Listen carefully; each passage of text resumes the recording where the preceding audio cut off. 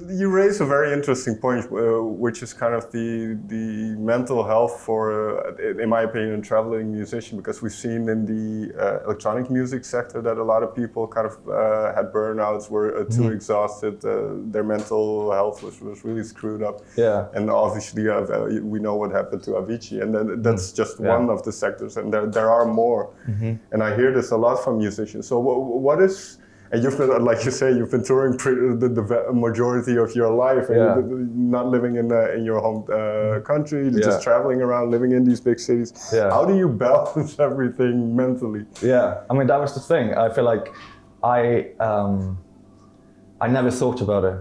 You know, like, so I moved to London when I was a teenager, and then, you know, music has always been like what I wanted to do. So in early years of London, we were just literally like, music was everything. Rehearsed all night, never slept, like worked in like any kind of job just to pay the rent, and then it's like basically never slept. We used to like, I just remember working, and then like my bandmates come over, we sit and write all night, and then just go straight to work, like just crazy stuff. So we didn't even think, and then like it was all, you know, yeah, we wanted to get signed and like start to do it professionally, like, and all that kind of stuff, obviously. And then when you get signed, then everything's just a roller coaster, and it's exciting, and then you know, you're touring and everything is good, but then you just keep on going, and then there's another record, and there's another record, and you know, we move around, like, you know, after the first Stephen Hawk record, we moved to America, and then that was really exciting. So it's like very positive stuff, but also stuff that's not so positive, like basically you don't take care of yourself. Or like in the early 20s, touring around America non-stop for years. It was really fun, and it became norm. And then you just didn't think about like how you never stopped, basically. So like you never gave like your mind a chance, basically. And I feel like as soon, because it was like, you know, a lot of good times, but definitely like some anxiety, depression coming on, sometimes being away from home always and stuff like that. And then you never, like, you just pushed it aside, kind of. Because you have to keep going. You kind of have to keep going. In America, they say, my management basically said, like, if you stopped touring, you're dead as a band.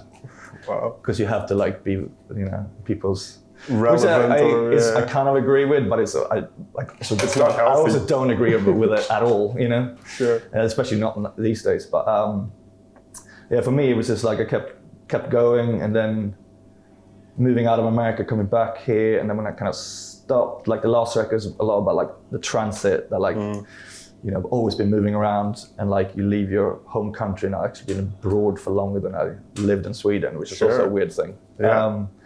But then this record is more like, okay, now we stop. Like, I've stopped now. I'm not transiting. Like, everything's kind of catched up. And that's so happened when I just moved out of America to Berlin for a brief minute. Like, the first time I started to take like antidepressants and stuff, because I was like, yeah, losing my mind a bit. But, you know, it was also healthy to like stop and like give, you know, to have that reflection. Taking that time and like, yeah, exactly. And like, you know, okay, cool, something's not right here.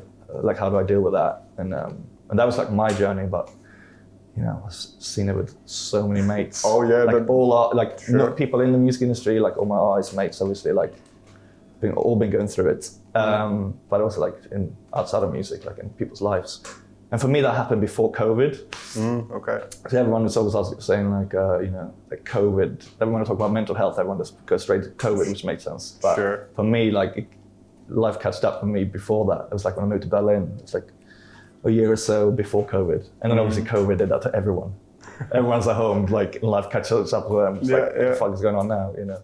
I mean, I guess that's the whole thing. It's like, it's addictive. Like, you know, music's my life. It's always been. It's like, also, for me, it's like, you know, it's in my family too. My dad is a producer, musician. My brother is a musician. So I like grew up around music. Is everything, and I love playing live, and I love touring, and I guess that's the problem. That like I love it so much, so I did it so much, but too much, and like too much of anything, never a good thing. There you go. But yeah, so I feel like but it's like being on stage now, playing stuff is it's the best thing ever. So, and I feel like I learned about, you know, do tours, but like not crazy. You know? And it's like I really enjoy being in the studio now as well, and like creating music, and So like I like both. You know, and I feel like that's kind of the climate now too. I don't see like you don't like. It's not many people that tour as much as we used to tour. And in America, we would literally have like 5 years with like weeks off here and there and like days off here and there. Sure. You know, so it's, yeah, I don't see many people do that these days.